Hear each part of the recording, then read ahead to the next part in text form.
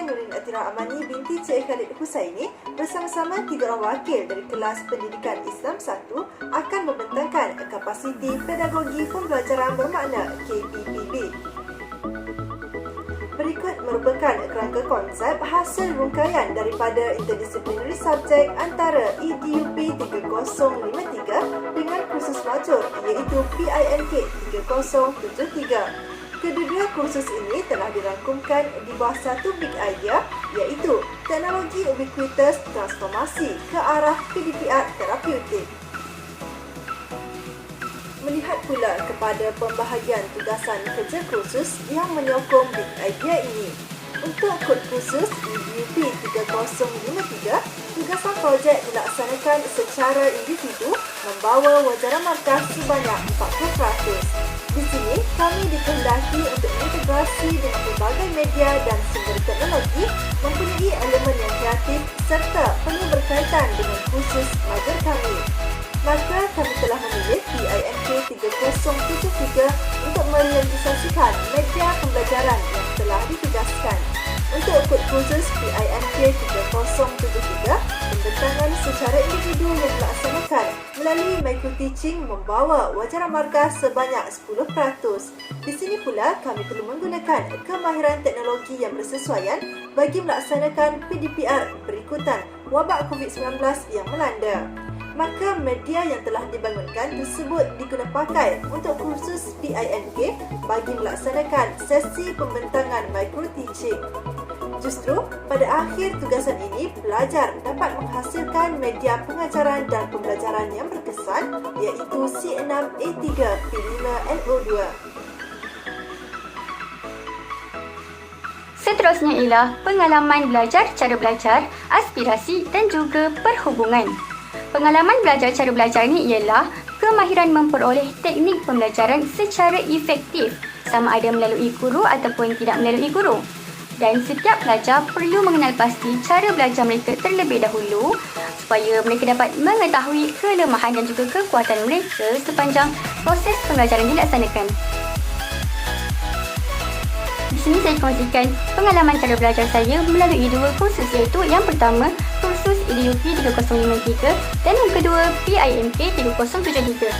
Walaupun terpaksa belajar secara dalam talian, namun itu bukanlah halangan bagi saya untuk meneroka pengalaman baharu. Pengalaman cara belajar yang pertama ialah cara belajar visual. Cara belajar visual ni ialah di mana seseorang itu dia akan belajar dengan menggunakan penglihatan mereka.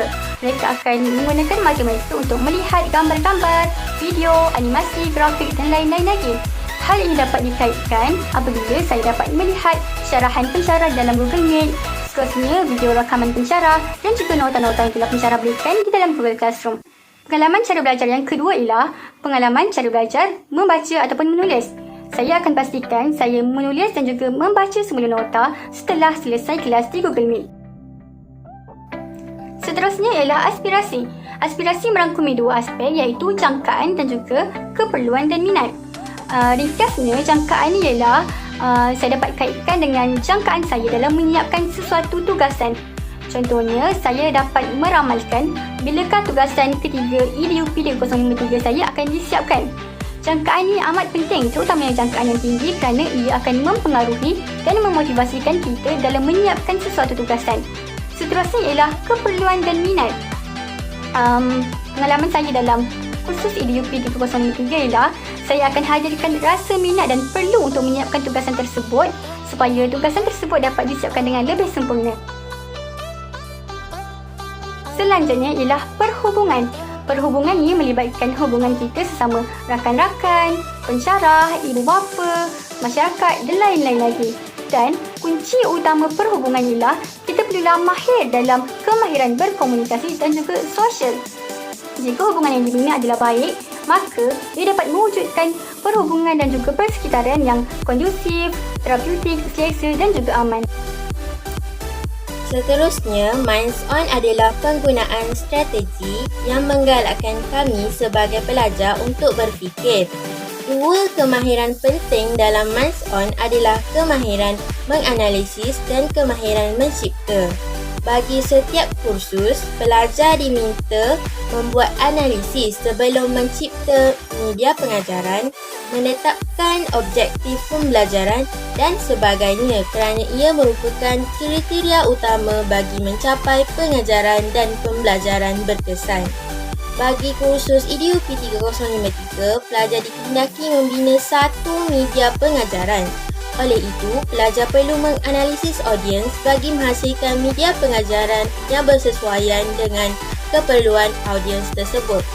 Bagi kursus PIMK 3173 pula lebih tertumpu kepada pengajaran mikro. Kemahiran mencipta diserlahkan oleh pelajar semasa membuat bahan bantu mengajar. Kemahiran analisis pula adalah semasa mengenal pasti audiens kita dan semasa membina objektif untuk kita tentukan adakah perancangan kita berjaya untuk mencapai objektif pembelajaran yang telah ditetapkan sebelum mula mengajar. Hal ini juga dapat dikaitkan dengan kompetensi pembelajaran bermakna 6C di bawah komponen C5 iaitu kreativiti dan C6 iaitu pemikiran kritis. Boleh dikatakan hampir setiap pelajar pasti terdedah dengan teknologi maklumat dan gadget terkini. Bagi komponen C5, pelajar mengambil kira dan melaksanakan idea dan penyelesaian baharu semasa membina media pengajaran.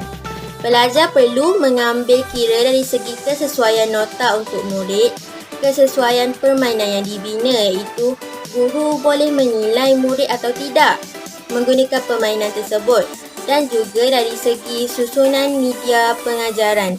Adakah ia tersusun dan mudah untuk dilayari oleh murid? Adakah ia menarik dan interaktif dan sebagainya?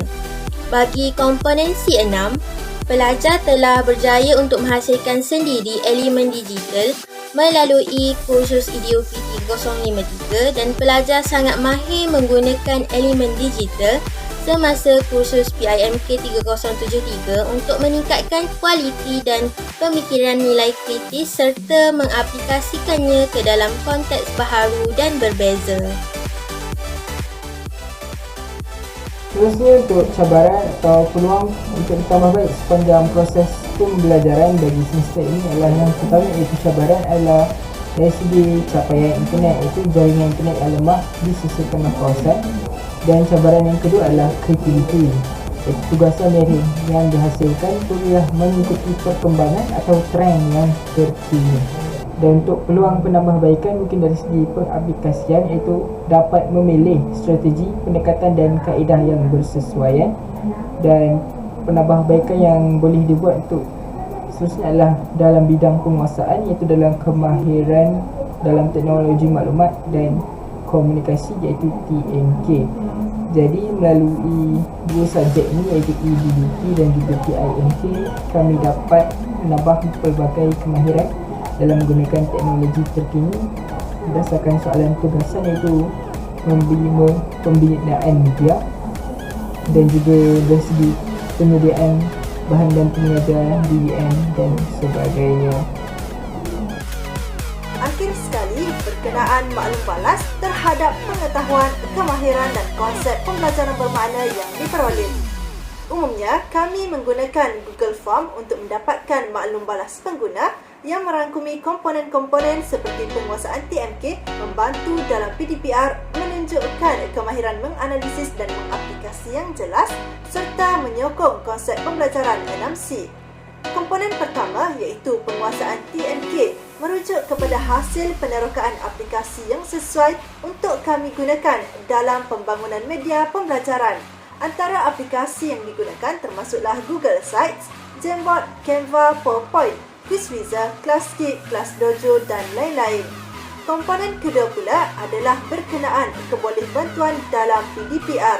Hal ini demikian kerana media yang kami bangunkan terdiri bertindak sebagai BBM atas talian yang meliputi nota pengajaran, permainan dan juga bahan pentaksiran. Komponen ketiga pula berkenaan keupayaan dalam menganalisis dan mengaplikasi perkara yang telah dipelajari.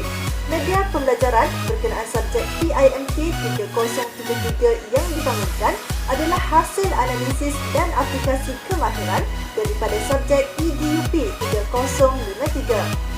Komponen keempat adalah tentang keterkaitan media pembelajaran ini dengan konsep 6C. Kreativiti merupakan elemen paling ketara yang dapat dilihat dalam penghasilan media ini, memandangkan pemanfaatan digital yang paling sesuai dan berkesan amat perlu dititik beratkan. Hasil yang ditunjukkan melalui aspek penyusunan bahan, penggunaan gambar, warna dan bahan-bahan lain juga sangat kreatif. Kesimpulannya, tugasan projek ini menyokong LO2 dari segi kemahiran praktik. Berikut merupakan contoh hasil media pengajaran dan pembelajaran yang dibangunkan bertepatan dengan keempat-empat komponen tadi.